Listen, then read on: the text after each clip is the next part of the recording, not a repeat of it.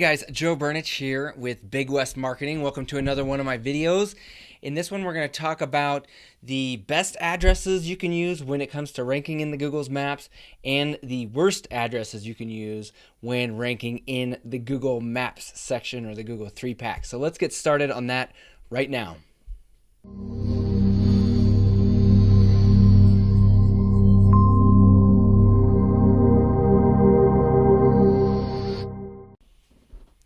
Okay, so real quick before we get started, what I want to do is we're here at Google. Let's just type in, for a service-based business, Los Angeles, if I can spell here, carpet cleaners. Okay, let's just say somebody was searching for that.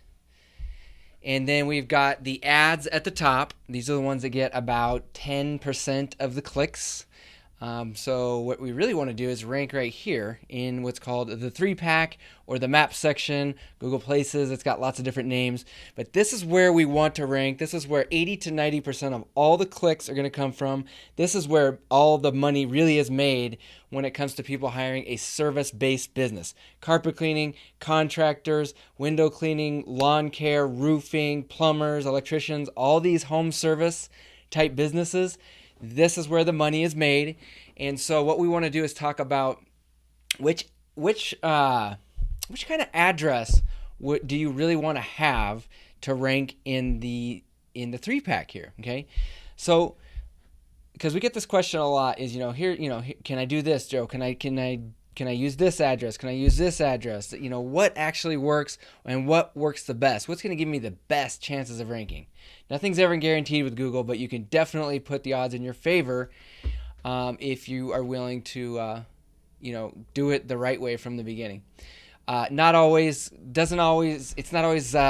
realistic for people, especially in a big city like Los Angeles. So what I did is I made this PDF, and I'm going to put a link to this PDF down below the video so that you can click on that, get a copy of this. You can print it out, and then you can really study it and decide how you want to set up your address when it comes to Google. Because if you've seen any of my other businesses, you'll understand that your physical location, your physical address is the number one thing when it comes to ranking in the Google Maps, okay, in the Google 3-pack. I'm not going to get into my big spiel and talk about why that's so important, but this is going to be basically just a cheat sheet so that you can make a decision based on your budget, your location, what's realistic for you, etc.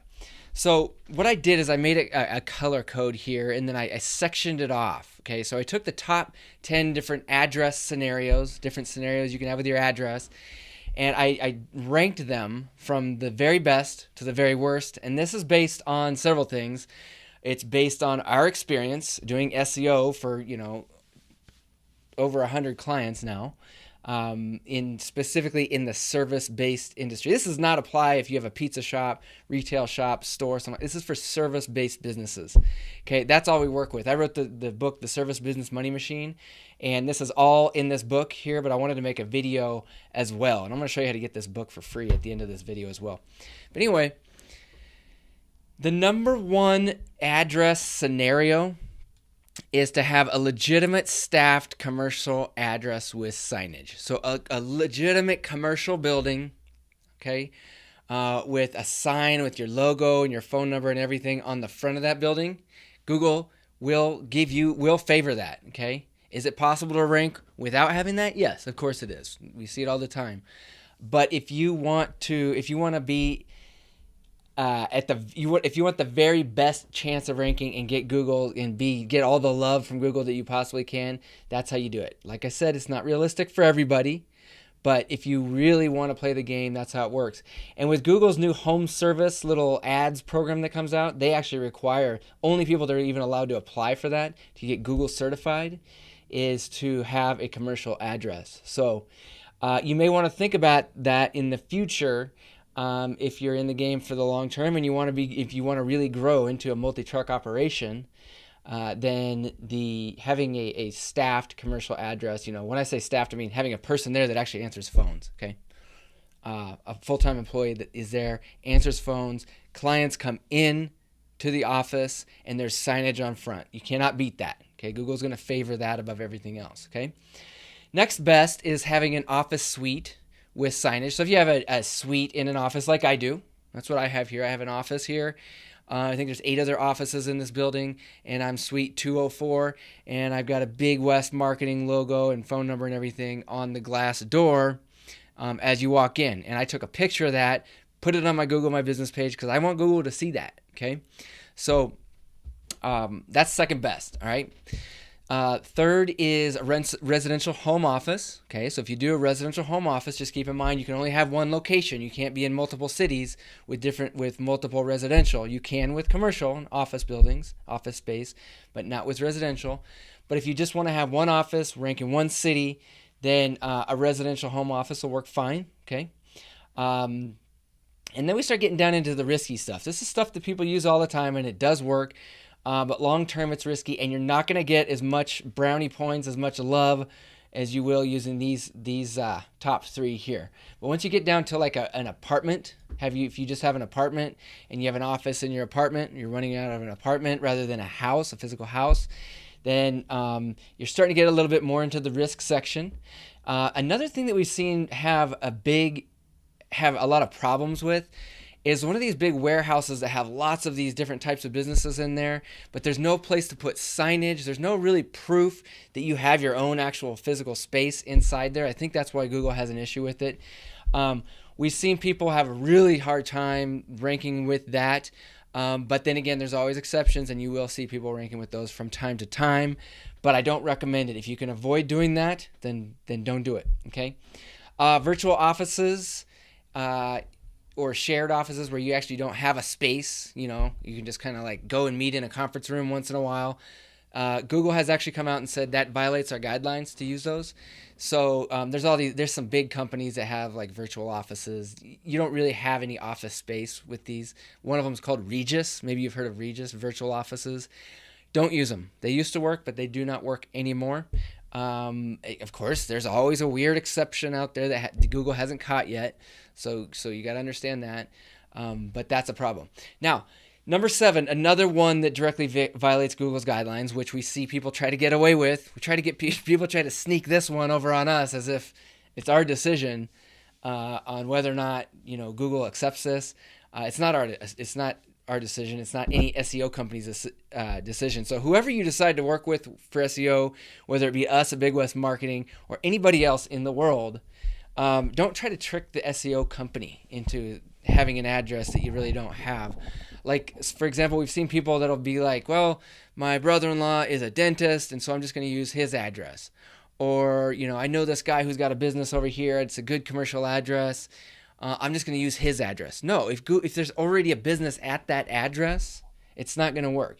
And using suite numbers or unit numbers and making fake suites, stuff like that, does not work anymore. Okay, those kind of games, Google's getting very good at spotting those, and so that's why the signage on the front is so important. Okay, the top 2 have signage on the front. Okay, so just because you know somebody that has a business address and they're your friend or family member doesn't mean you should use that address because there's already a business in there and Google knows it. Okay, so don't do that. The rest of these should be. It's pretty much common knowledge these days, but people still have people ask about it and try to get away with it. Local mailbox services like Mailbox, etc., or if you just have a local company that does mailbox stuff, don't do it. Google can track that down like it's nothing. UPS boxes, same thing, do not do it. And then PO boxes. Google says do not do any of this stuff. 6 through 10, Google says do not do that. It violates our guidelines. If you do, or you know somebody that does it and you get away with it, it's not going to last, okay? Google is eventually going to catch up to this stuff. They're like I said, they're getting better at tracking this stuff down and figuring out the games that people are playing, and they're really smacking people once they do get caught. And I mean, sometimes it takes a year to get back in Google's good graces. Sometimes it takes 6 months. Sometimes it takes a few months. But man, I've seen it take a full year for Google to be like, okay, now you've done things right. After a full year, you've been doing everything right. Now we're going to let you back in and play the game. Okay.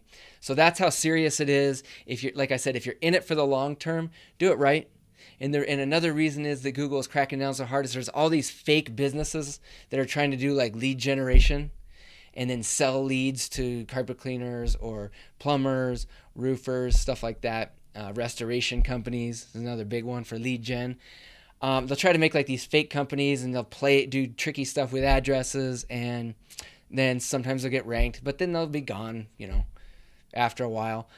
Google hates that stuff. Google hates these fake lead gen businesses, and that's one reason why they're cracking down so hard on the service business industry in general. So that's it. Like I said, go down to the bottom. You can click on the link down below and get a copy of this PDF. I highly recommend, before you talk to any SEO person, get this, study it, and make the conversation about SEO about this to begin with. This is so more important than links and blog posting and all this BS you keep reading on articles and hearing about SEO. This really is the key. Even if it's not something that you agree with, you don't think Google should do it this way, this is it. This is it, guys. I keep saying it over and over. We lose a lot of business because people just don't want to hear this kind of stuff. But it's the truth, and if you want to do it right, then you got to follow the Google rules, okay? And they change. Anyway, if you want to learn more about this, I got 2 chapters on this in my book, Service Business Money Machine, that explains it in even more detail. But the book plus this PDF is going to be everything you need to understand the address situation when it comes to Google and ranking in the 3-pack. So click on the link at the end of this, and you'll be able to get a free copy of the Service Business Money Machine. It's normally $18 on Amazon.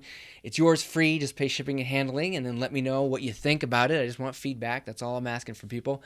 And then, if you did want to talk about working with us, we're very selective on who we work with. But if you would like a consultation to see if we're a good fit, there'll be a phone number at the end of this video as well.